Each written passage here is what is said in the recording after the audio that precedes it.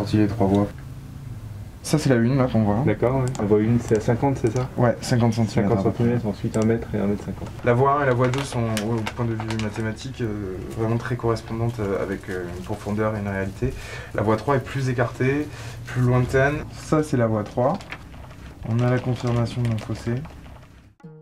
Aujourd'hui, la panoplie d'outils à la disposition des archéologues pour analyser un territoire s'enrichit de techniques de plus en plus sophistiquées. Photos aériennes et satellites, tranchées de diagnostic, lidar, prospection géophysique.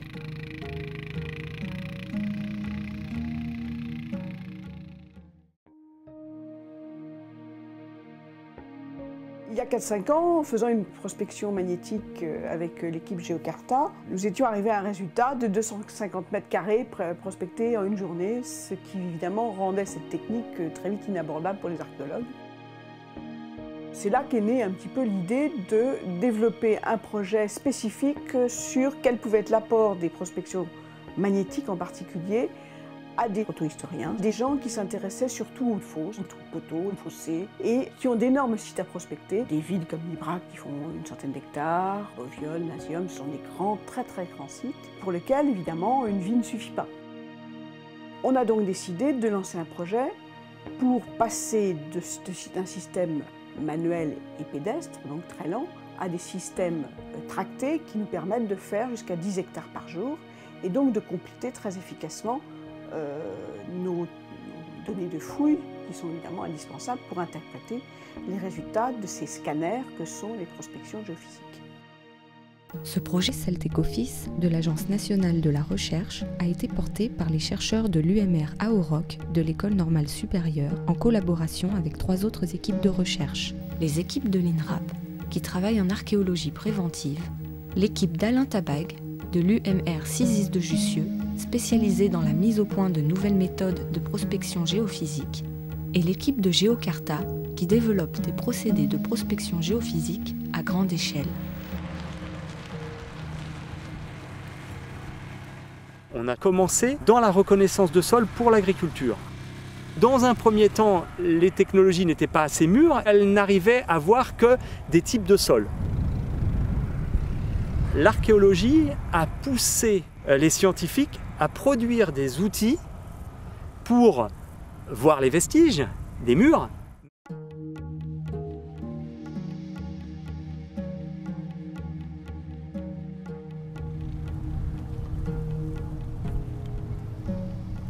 Donc là, il est en train de se positionner sur un profil. On arrête l'acquisition en fait pendant qu'on fait le demi-tour.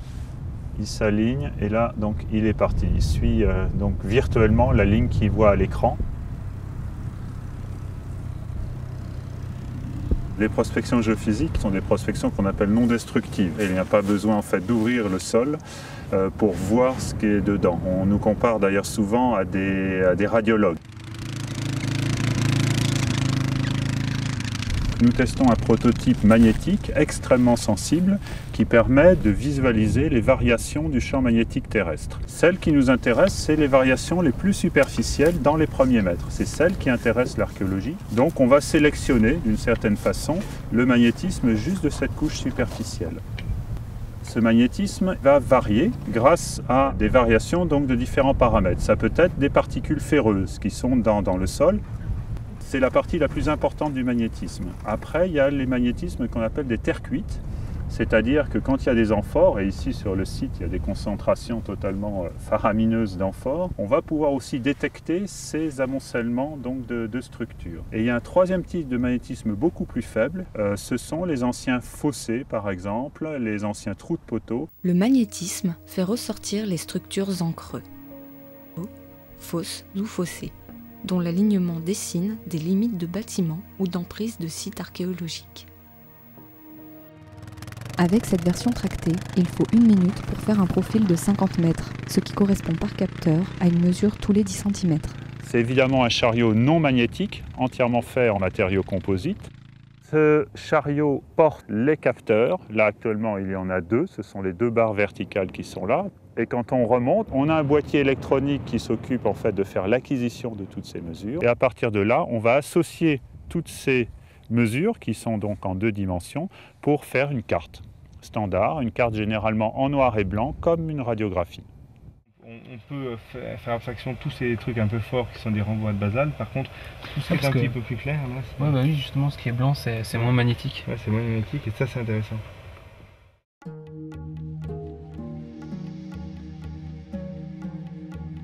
Les différentes techniques de prospection à la disposition des archéologues sont souvent complémentaires pour appréhender un site archéologique. En passant à travers la couverture végétale, le laser du système LIDAR, embarqué dans un avion, détecte les anomalies de surface. Le relevé microtopographique précis ainsi obtenu, sur de larges étendues, permet une approche globale d'un site. Sur l'oppidum d'Hérisson, en termes de topographie, on souffrait vraiment de points de repère sur ce site. Les premiers résultats qui sont ressortis, c'est bien sûr les dimensions et l'importance des fortifications.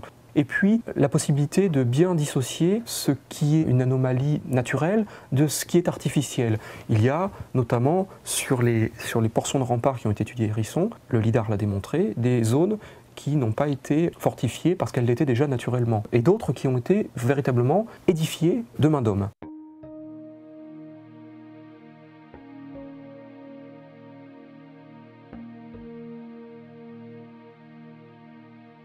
Entre 2004 et 2010, la fouille d'une anomalie dans le tracé des fortifications de l'oppidum d'Hérisson permet aux archéologues de découvrir les vestiges d'une porte monumentale et d'une voie pavée de gros blocs de pierre. La porte monumentale que l'on a fouillée sur le site d'Hérisson, qui est vraiment un ouvrage spectaculaire, est constituée de blocs en grès sidérolithique locaux. C'est un matériau qui est utilisé également pour l'architecture à l'intérieur du site, et notamment pour construire les voies. En complément du LIDAR, les prospections géomagnétiques mécanisées, effectuées à l'intérieur du site, livrent un premier aperçu de l'organisation interne de l'oppidum. La surprise, c'est que ce matériau n'est absolument pas magnétique. Et c'est pour cette raison que sur les cartes apparaissent des traces géométriques correspondant à probablement des murs ou des voies de circulation qui ne sont pas magnétiques. Ce qui est intéressant également, c'est de voir la trame urbanisée qui se dessine autour des axes de circulation, avec un axe très fort sur lequel on voit bien que s'orientent tous les autres bâtiments.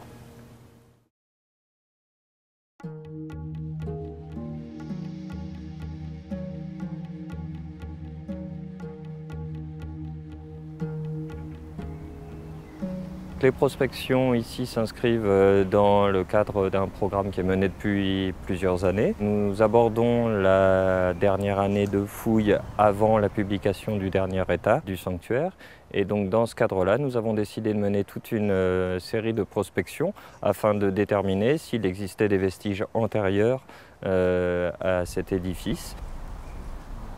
Là, on se trouve en présence d'une équipe qui est en train de développer un outil dans le cadre de cette prospection. Donc on est aussi bien là pour créer l'outil que vérifier ses applications en archéologie. Sur le sanctuaire romain d'Allonnes, dans la Sarthe, la configuration du site ne permettant pas d'effectuer des prospections magnétiques avec des moyens mécanisés, les archéologues ont recours au système mis au point par l'équipe d'Alain Tabag. On a développé cet appareil dans notre laboratoire. La conception d'un appareil prend plusieurs années quand c'est un prototype comme ça où on part d'un savoir-faire mais on part de rien sur le plan technique. Ce prototype mesure en un seul passage la susceptibilité magnétique et la conductivité électrique apparente. On obtient ainsi 2 cartes complémentaires.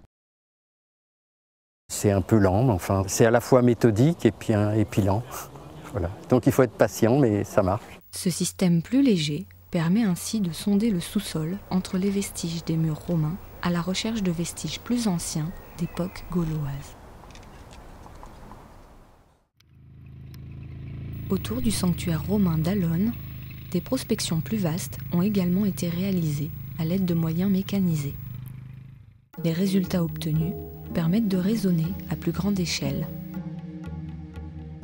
Tous les points verts, ce sont des points, des anomalies magnétiques repérées sur cette surface qui a été prospectée.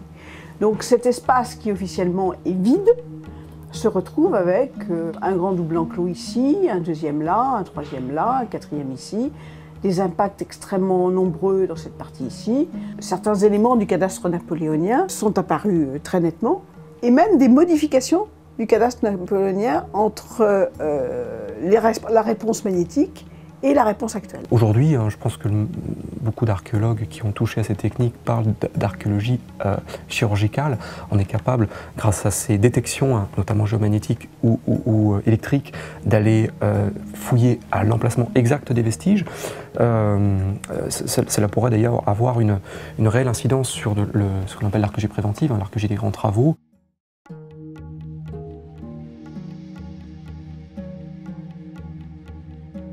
Entre 2009 et 2010, le projet d'aménagement d'un échangeur routier sur la commune d'Imonville, en Eure-et-Loir, est l'occasion pour les archéologues de l'Institut national de recherche archéologique préventive de fouiller une partie d'un habitat groupé du second âge du fer.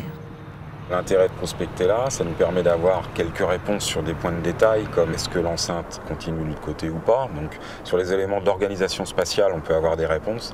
Et après aussi, pour la recherche à venir, on a de nombreuses pistes en fait, qui sont apportées par les résultats des premières géoprospections. Dans le cadre de ce type d'opération préventive, seuls les vestiges présents dans l'emprise de l'aménagement sont fouillés.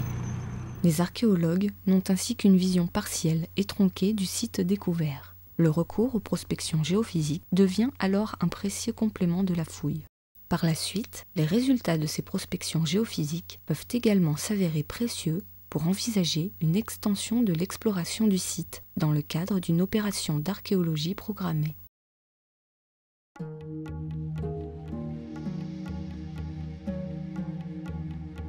À la différence de l'archéologie préventive, la fouille programmée permet aux archéologues d'explorer un site archéologique dans le cadre d'un projet de recherche.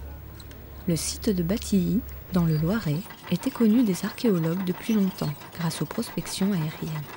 La construction de l'autoroute A19 en 2008 a permis aux archéologues de l'INRAP de fouiller une grande partie du site et de caractériser son occupation, celle d'un établissement aristocratique d'époque gauloise. En 2009, Stéphane Fichtel, professeur d'archéologie à l'université de Tours, prolonge les recherches préventives effectuées par l'INRAP par une fouille programmée en élargissant les investigations en dehors du tracé de l'autoroute. Le site de Batilly est un site qui fait une vingtaine d'hectares. Donc c'est clair que c'est un site qu'on ne peut pas fouiller de manière intégrale, en tout cas pas en une seule fois. Et pour trouver les secteurs intéressants, on a fait appel à des prospections géomagnétiques. On distingue bien sur la prospection géomagnétique le grand bâtiment qui est ici avec donc les poteaux centraux et la deuxième ligne de poteaux qu'on distingue bien sur les deux côtés, moins bien ici, on la devine dans ce secteur-là. Les anomalies qui ont été mises en évidence par ces prospections géomagnétiques sont extrêmement précises et la fouille montre que la plupart des anomalies qui ont été détectées se révèlent être des trous de poteaux, des fosses, donc des structures archéologiques. L'évolution des outils géophysiques va de pair avec la progression des supports informatiques. Les résultats des prospections sont ainsi exploitables dans un SIG, système d'information géographique. On met des informations sous forme de couches. On peut avoir une couche qui va représenter la carte IGN, une couche qui va représenter une photo satellite, une couche qui va représenter le cadastre, et voir ces couches, les cacher selon ce qui intéresse.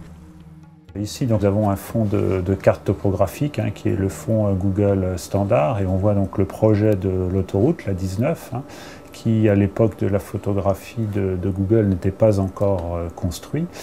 Et donc cette couche d'information, on peut évidemment l'enlever pour ne garder maintenant que la photographie aérienne. Et la prospection donc, géophysique a eu lieu de part et d'autre donc, du tracé central de l'autoroute qui venait d'être fouillé à l'époque. Donc on va se concentrer maintenant sur cette zone-là.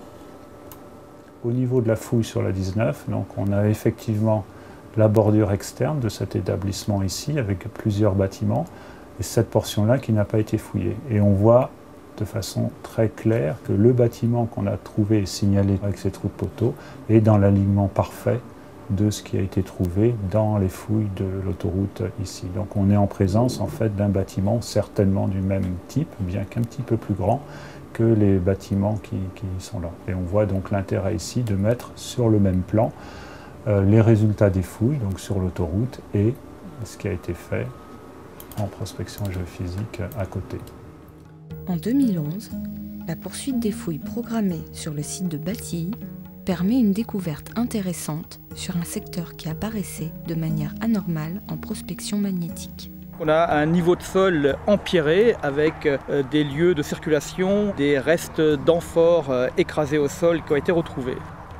En prospection géomagnétique, malheureusement, ça ne sort pas de manière très claire. C'est plutôt une grande zone, on va dire, floue qui sort. Mais maintenant que l'on sait que ces zones floues peuvent correspondre à ce type de chemin, à ce type de sol encore en place, il sera intéressant de les pister sur les prospections de manière à pouvoir trouver d'autres secteurs encore conservés.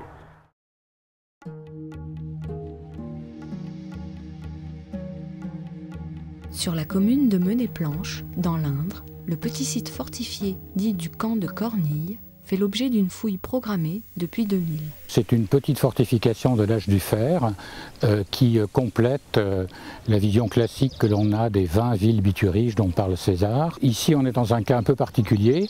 Il s'agit d'une enceinte assez petite puisqu'elle couvre environ 1 hectare et donc elle ressemble plus à une ferme qu'à une ville. La question qui nous a amenés ici, c'est de savoir pourquoi cette ferme avait une fortification très importante qui ressemble à celle de ces villes. Les prospections géophysiques vérifiées lors d'une opération de fouille ont permis de localiser la porte d'entrée du site, mais également de cibler certaines anomalies magnétiques afin de pratiquer des sondages de vérification à l'intérieur de l'enceinte fortifiée.